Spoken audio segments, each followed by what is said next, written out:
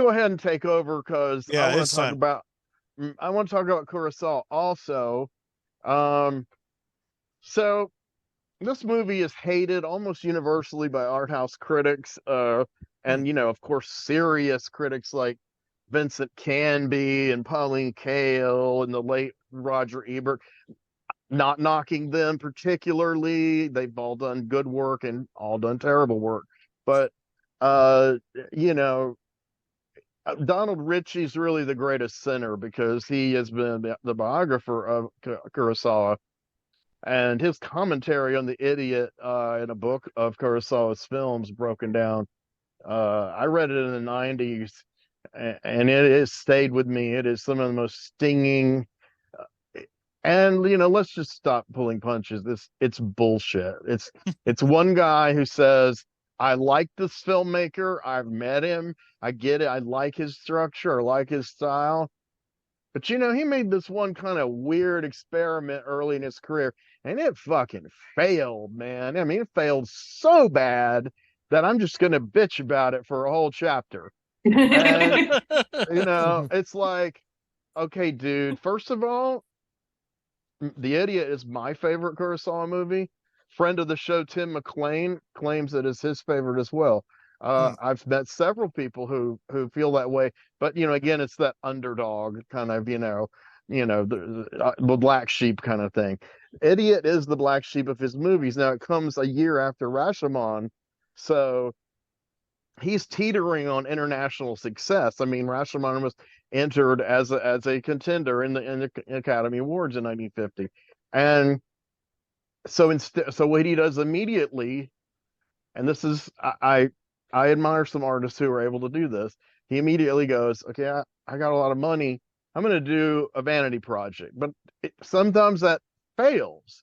But sometimes it's like a dream project, and that soul and heart is felt in it. And I believe in the movie adaptation of this 1869 Russian novel by Fyodor Dostoevsky, which I've read many years ago. It really affected me when I was about 13, 14.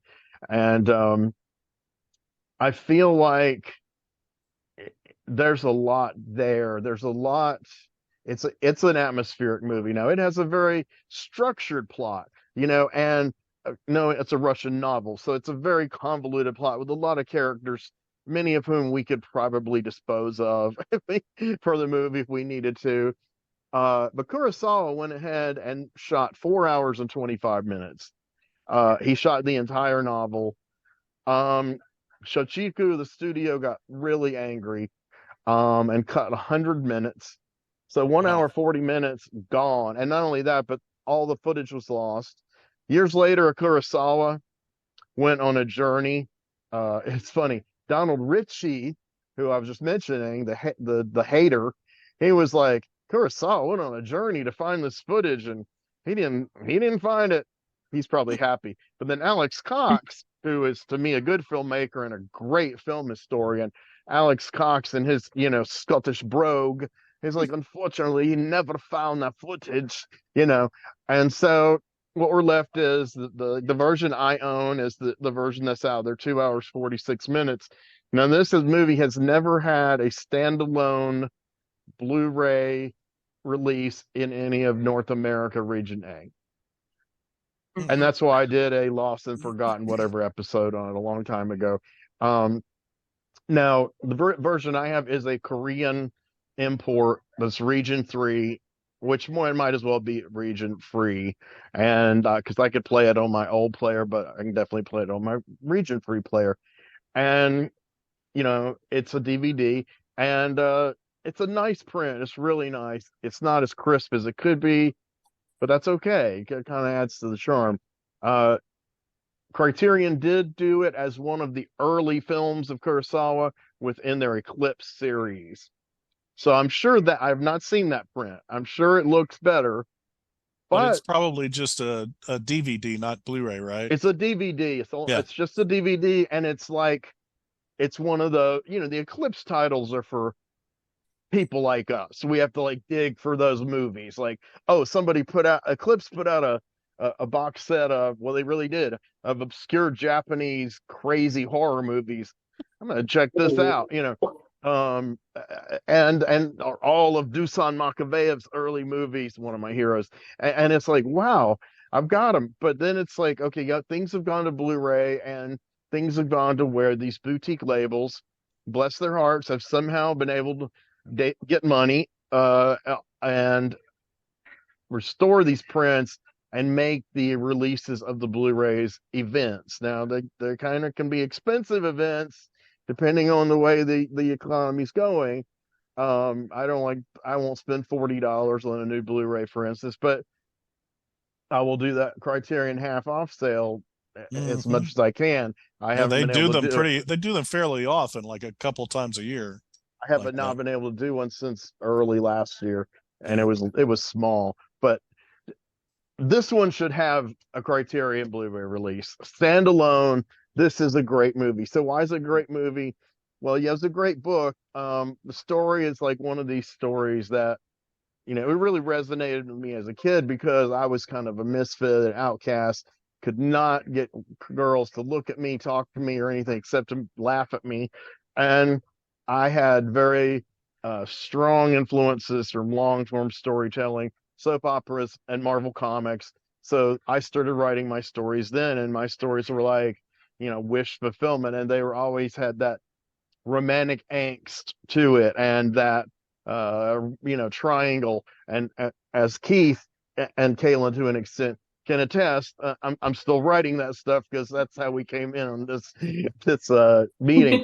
um but except now I'm writing them and they're damn good. But anyway, the thing is, I feel like this movie is archetypal. The book was archetypal of this. Prince Michigan is an epileptic, and uh, she's considered an idiot. That's the parlance of the day. So right away we have a movie that would not, you know, be well regarded by people who are politically correct about mental health. Now, I agree. I do not think you should call epileptics idiots. Um, Idiot is a word I personally, full disclosure, idiot is a word that I have a strong history with. My father called me an idiot almost every day from the time I was maybe 3 or 4 until I moved out at 24. And of course, usually appended like 17 profane adjectives before idiot. And finally, my mom, once she became born again and suddenly became mean, figured that out. Suddenly she was on the idiot train. So, I'm like, okay, so am I intelligent or am I an idiot? What is going on here? So that's another thing that attracted me to the book. I was like, I want to read about this guy. And so in the book, he's a prince, like a minor prince. In the movie, he's a guy basically who's inherited a minor amount of money in this town. Um, and this main character, his name in the movie is Kinji Kameda, uh, played by Masayuki Mori. And he is like an angelic figure. We meet him on the train from Moscow. That's the book from where Hokkaido, and he screams, and he's about to have an epileptic seizure. He had a nightmare, and there's a guy, a burly guy, played by Toshiro Mifune. His name's Akama, and Akama, and him couldn't be more different. But he's like, "Hey, are you okay?" And then he's like, "Something," and he says like something, something, idiot. And then that's when we first see this character is like Mr. Sensitive, coming just like this, he's he's like Hmm. the scream, and then uh, Akama's like, "Oh, I'm sorry. I just said it." And then he's like, "You make me laugh.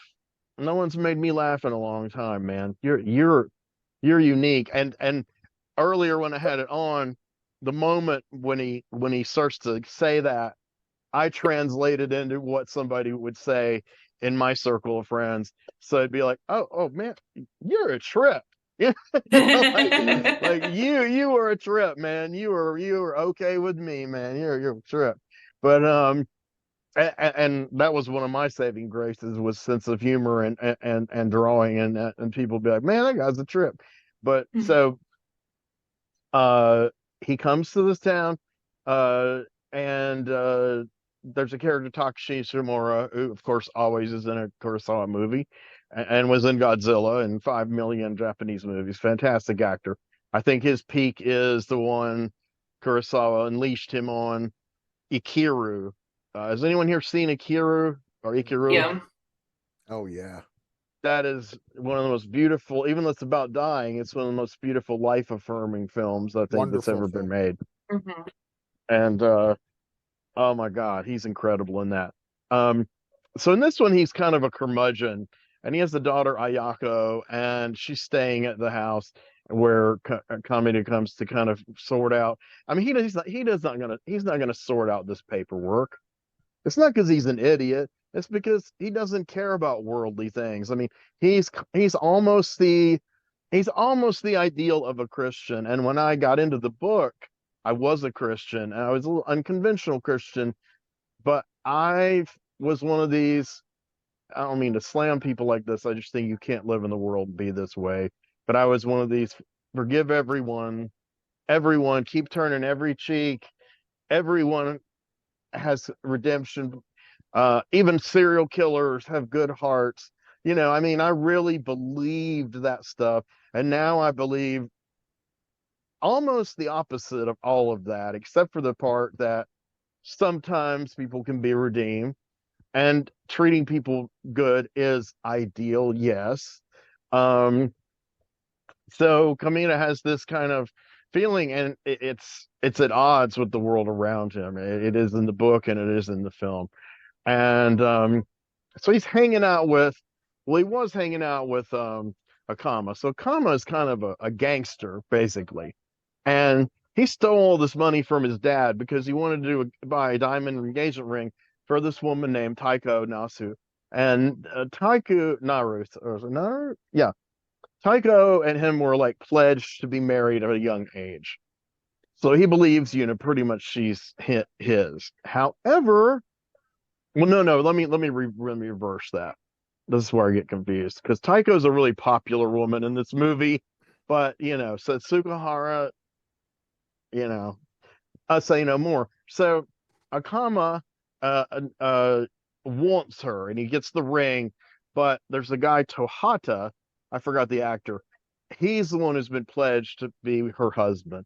So there's all this talk of her, and of course, there's kind of this should we let Kamina have the money or not? He's just an idiot.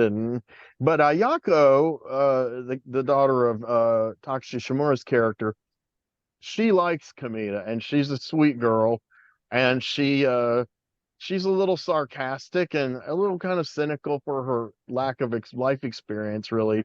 But she means well. She teases him a lot, but she's sweet, but she doesn't take any gruff from anybody, especially her father.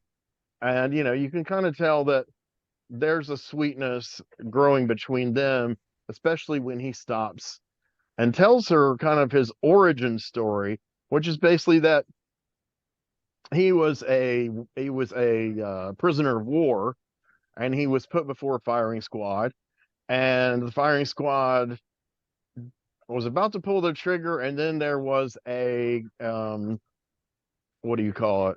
Not a reprieve, but a amnesty, I guess. Uh, okay, so this triggered in Kamina's mind his epilepsy. It was like, and of course we didn't have PTSD as a term back then, but this movie is absolutely on one level about PTSD, and this really happened to Dostoevsky. He didn't become an epileptic, but he really was about to be shot and literally saved at the last possible second, and he almost had a nervous breakdown. Um, so this is the way of working his trauma into this story. Um, so there's that, and so everybody's talking about Taiko. So finally, you see Taiko. Setsuko Hara. She was in a lot of Ozu movies. She was in a lot of other movies. In Ozu movies, she's usually the daughter he's trying to marry off. The dad's trying to marry off. And you know, dramas. There's one called a not by Ozu, but there's one I have called A Night at the Anjou Inn. that she has a little bit of a different kind of character. I forgot the director, but in this movie, visually, of course, it's in black and white. Visually, I don't know that Kurosawa confirmed this, but it's been widely speculated by critics, including Donald Ritchie, that the look of her character, Taiko, is uh, a direct homage to the character Death, played by Maria Casares in Orphe or Orpheus. And it's true, yes. As a huge fan of both movies, yeah. I mean, it's kind of obvious. Um, but it's striking. And the thing about it striking is that even though Camara Casares is a strong figure and actress, she's playing Death for goodness sake. Uh, Setsuko Hara has even more hypnotic effect on the male characters than Death has on Orpheus, if that's possible.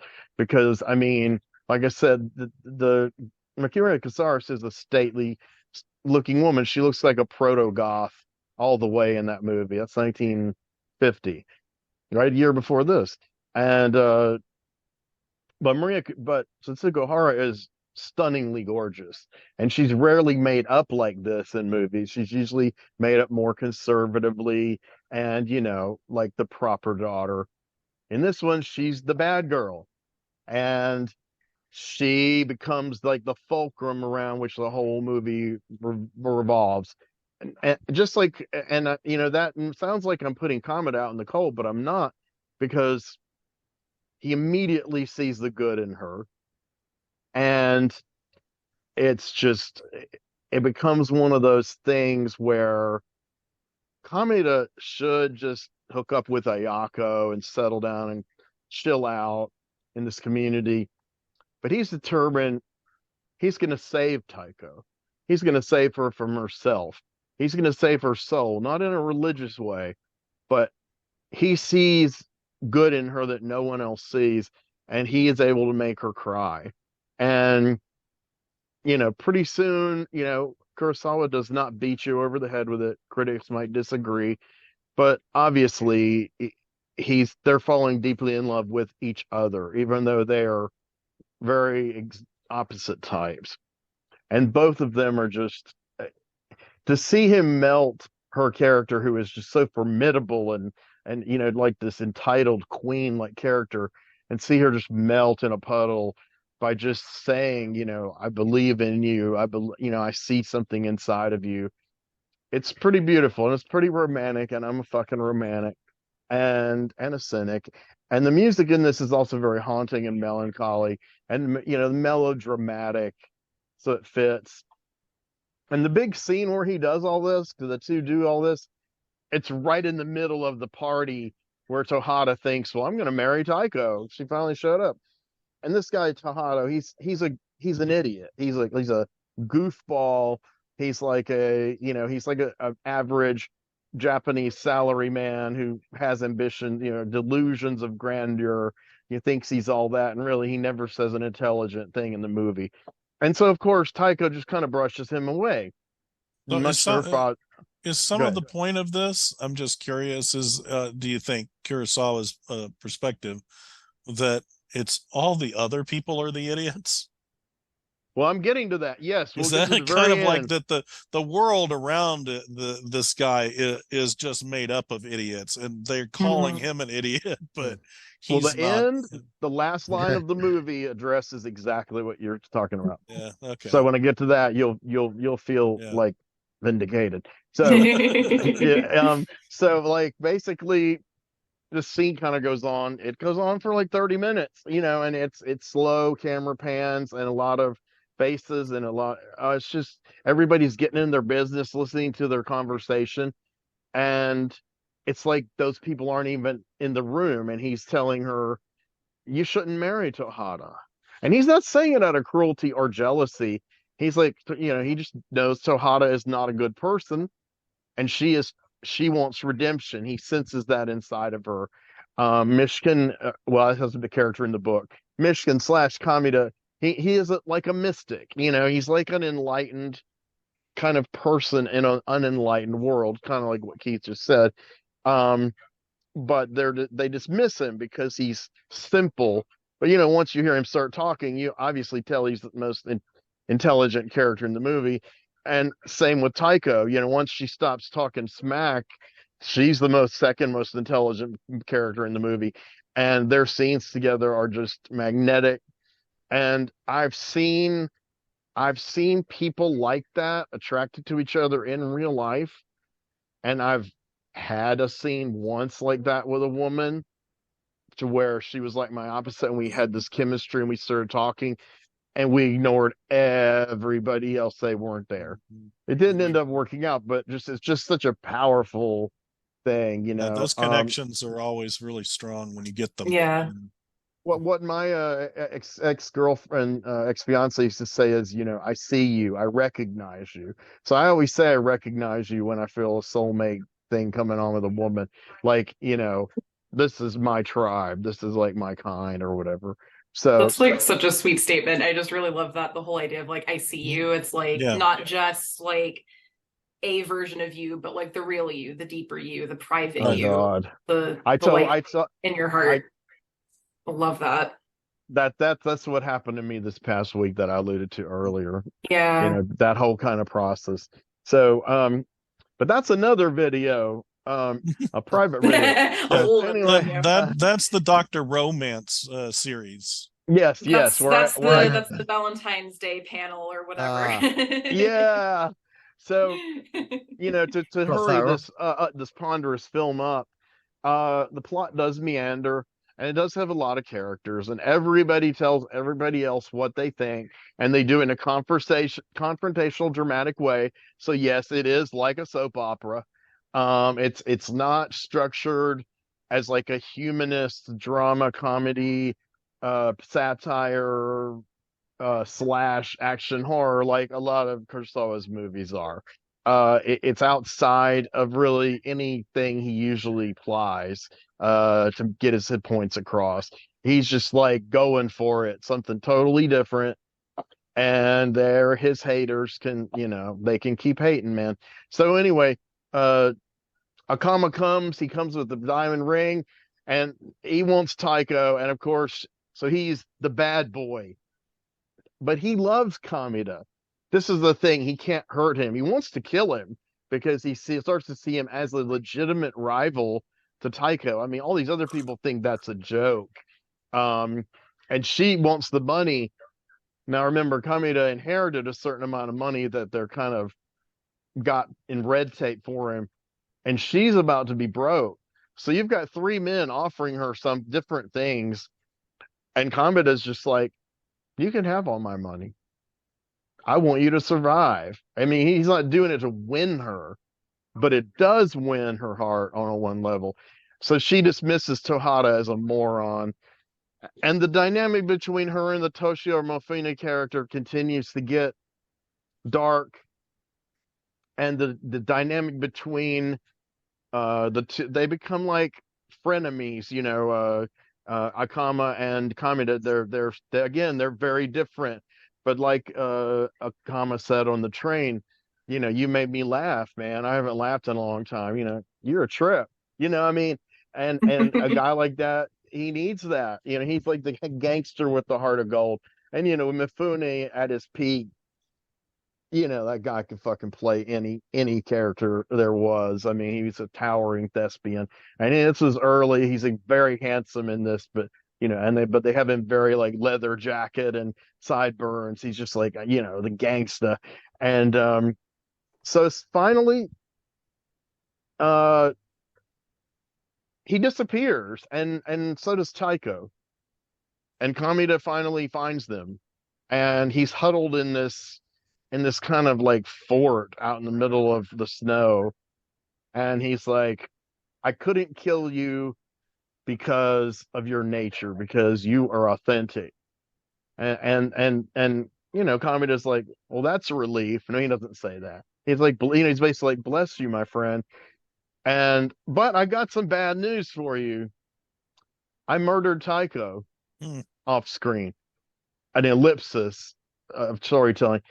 And I was just like, every time I watch it, actually, I'm like expecting her to pop back up, but And the fact it happened off screen is like, that's a device, and it's fascinating because I've been researching Ozu, and there are quite a few filmmakers, Japanese filmmakers, who love the ellipsis.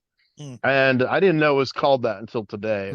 So I'm learning all the time. I knew what an ellipsis was, ... But ellipsis is the scene that you don't see, but it's a key scene. You see the lead up that's dramatic. You see the shattering aftermath or great denouement, but you don't actually see it happen. Also So, known as the yada yada yada. hey, now don't denigrate that. I'm just kidding. But yeah, this is the time in the audience where they're like, "What the fuck happened?" I'm walking out, and I'll get later to a movie that does it even more noticeably, and I was like confused when it happened, and then I went back and I read. I was like, oh man, they really got one over on me. I should know these techniques by now. Fuck. So they huddle together on the snow. He's afraid the corpse is going to smell Akama, so he lets them stay in the snow, and they're like friends in the snow. And a very, very famous still, it might be on, yeah, it's on the DVD I have. This is toward the end. They're huddling together in the snow with a candle, and they're like brothers, but of course this is a bad thing that's happened. So he's irredeemable, and Kameda is kind of, now he can't redeem Taiko because she's dead. So the implication is they die in the mound of snow. And then we cut to Ayako, the daughter, the good girl, and she says the last line of the movie, I was the idiot for not having been able to love without hatred as Kameda did. So yeah, and that girl's also a great actress. I forgot her name. So that's my report on The Idiot. Wow. So, awesome. I feel like I've seen it now. Yeah. I know, man. Blow Honestly, by I was- blow. I saved you 4 hours of your life. No. So CF, I guess, is elsewhere. So Bill, the floor is yours, sir. Oh, I'll be quick. So the films that I picked, I don't know how many we'll get through tonight, but the films I picked were not my favorites. They were not necessarily super influential. They were a special category. I didn't even know they existed. Is it until just because fairly they're recent. weird movies or unusual Yeah, movies? because I didn't know they existed. That's And good. I That's feel a good like That's fun. I feel Yeah. like I've heard of every horror movie ever made. So, and I do a number of podcasts on them, and we're kind of scraping the bottom of the barrel sometimes. So when you find some worthy films that just fell under your radar, it's a great feeling. So this first one was I found it through Tim Lucas, the wonderful writer. Yeah, I know Tim Lucas. And yeah, who, Yeah, I know just Tim. one of the most influential people in my film life. This whole my love for landscape is possible because of him. Video believe Watchdog. He and his wife recently died, which is just surreal. She was such a sweet person. I got to meet them a couple times at conventions. Just super nice people. Video Watchdog is just an amazing work, and his Mario Bava book is probably the greatest book that will ever be written about a cinema artist that I can't afford. But no one can. But it's just so marvelous. Just such a beautiful thing. Anyway, he said, deserved. "Hey, you got to go on YouTube and check out this movie, A Ghost of the Hunchback." I'm like, oh, well, with a title like that, can't go wrong. Although I think it's called House of Terrors, and it probably has an Italian name because it's in Italian, and I'm sure it has a Japanese name I can't pronounce. So, House of Terrors. The director is, I'm also going to mispronounce here, Hajime Sato. I don't know if that's how it's pronounced, but okay. So I look up this guy. He also did Goki, Body Snatcher from Hell, which is one of the craziest, super colorful, weird Japanese sci-fi things. And he did Golden Bat. Oh man, Ogun Bat? Yes. One of the first superheroes. Okay, so let me digress from it. I'll get back to the Hunchback. Don't worry. Golden Bat Bat is worth it. Golden Bat is based on a manga, and it's got this team of kind of like, action people who dress up in all kinds of cool looking suits and everything, but they don't have any powers, but they're out there to fight the bad guys. And there is a bad guy, a cosplaying furry from another planet who looks like he's wearing pajamas. He's got a claw for one hand, completely useless, and a glove in the other. He sits in a flying saucer wheelchair kind of thing, and he's going to take over the world Loveless. as one does. And he's got a lot of minions. And anyway, so they're kind of getting beaten up by these people, and they're hiding in this tomb, and the bad guys are cutting their way in, and they find the tomb of Golden Bat. So even though death is imminent, they decide, let's open the tomb, because why wouldn't you? You got nothing better. As one does. We've come this far, and there's a mummy in there. I guess they keep saying he's a mummy. Well, he's not really a mummy. I've seen mummies. I made a movie about a mummy. He's got a giant skull head. No, I wasn't. No, we found a guy who was 6'7". Listen, if you put me in a mummy suit, I'm going to look like the freaking Michelin Man. I mean, they are the most unflattering. We had to find a guy who was 6'7", skinny as a rail, and then when you wrap him up in the mummy suit, he looks like an NBA player. He was a cool guy too. He was a really 6 hours. 6 hours. That's how long it takes to wrap up a guy in a mummy suit. Oh my God. FYI. And after doing it about 7 times, by the 7th time, we were able to get it down to 5.5 hours. We saved nothing. It's awful. Anyway. So you understand now why Boris Karloff was so infrequently in the mummy costume. Oh, in yeah. The mummy. Yeah. Yeah. Oh, God. And then I looked up, like, how long did it take him to wrap up Christopher Lee in like 6 hours? I'm like, oh, I guess that's it. Yeah. I'll get it. I'll tell that eventually. I heard he didn't like it. Anyway, so they bring Golden Bat to life, and this is where, oh my God, he jumps up and he's like, I am Golden Bat. And that's when the bad guys break in. And the movie from this point, which has been pretty fun up to this point, becomes one of the most kick-ass movies ever, by which I mean that for the next hour and a half, Golden Bat kicks asses. He has one weapon. He's got a stick with a metal ball on the end that he bashes on the head of these guys who attack him one at a time, as they do. And that's the movie. He hits them, smashes them, and then he laughs. And here's a man who enjoys his work. It really warms up the heart to see Golden Bat just absolutely loving the fact that he is beating the snot out of these bad guys one at a time. And then he flies to another place, lands, and beats some more ass. That's the entire movie right there. Golden Bat, wonderful. So this guy has done 3 movies that are completely unlike each other. Goki is like nothing else. Golden Bat is just someone gave a 10-year-old boy a red crayon and said, could you storyboard a movie for us? And he said, I seriously think OGON Bat is one of the greatest superhero movies ever made. It's great. It's wonderful. I can't believe it hasn't been remade. It's in glorious black and white. You're watching it like, this would be so cool in color. And he did House of Terrors, aka Ghost of the Hunchback, in 1965. So I'm a big fan of cultural appropriation, and this is one of my favorite ones, because clearly Hajime Sato was mainlining Mario Bava and Antonio Margheriti Italian Gothics, and said, I want to make one of those. Do I have to go to Italy? No, you don't, Hajime. You can go right back to Japan and make your Italian Gothic movie with Japanese people. And he did, but it got like no release except in Italy. So on YouTube, you can find a really actually decent copy, which shocked me, of this movie. It's called House of Terrors, and it's completely dubbed in Italian. Luckily with some English subtitles, so you can tell what's going on. Japanese dubbed in Italian with English subtitles. Beautiful. Exactly. I am all about this.